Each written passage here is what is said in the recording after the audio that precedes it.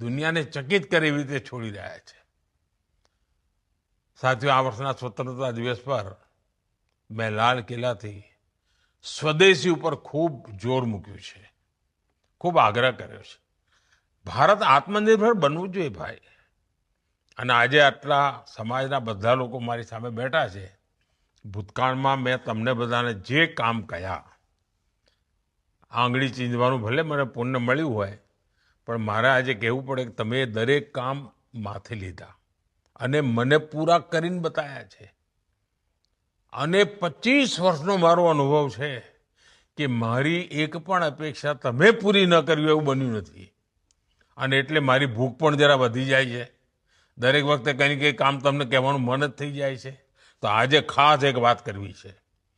આજના વિશ્વની જે અસ્થિરતા છે એમાં ભારત માટે ઉત્તમમાં ઉત્તમ માર્ગ છે આત્મનિર્ભર બનવાનો.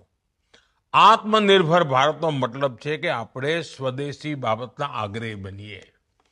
મેક ઇન ઇન્ડિયા, એના માટે થઈને આપણો ઉત્સાહ વધવો જોઈએ.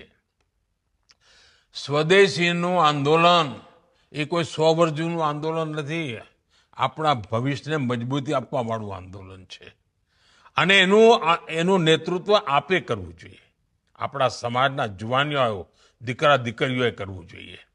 નક્કી કરવું જોઈએ હવે આપણા પરિવારમાં, આપણા ઘરમાં એક પણ વિદેશી ચીજ નહીં આવે. મેં તો વચ્ચે એકવાર કહ્યું, મેડ ઇન ઇન્ડિયા.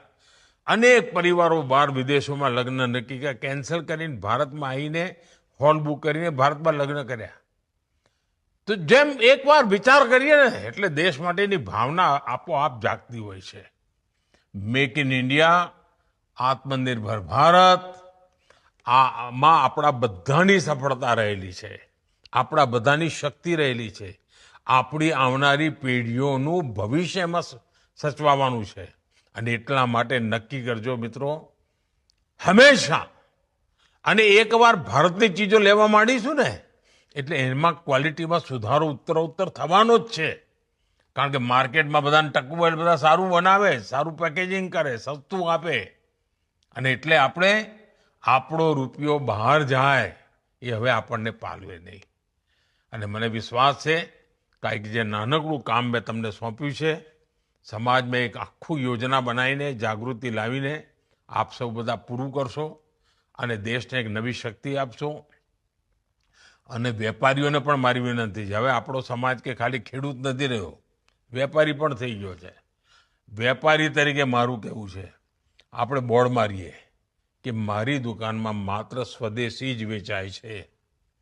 જેને સ્વદેશી ખરીદવું હોય મારે ત્યાં આવો. અને આપણે પણ સ્વદેશી માલ જ વેચવો જોઈએ. આ પણ દેશભક્તિ જ છે.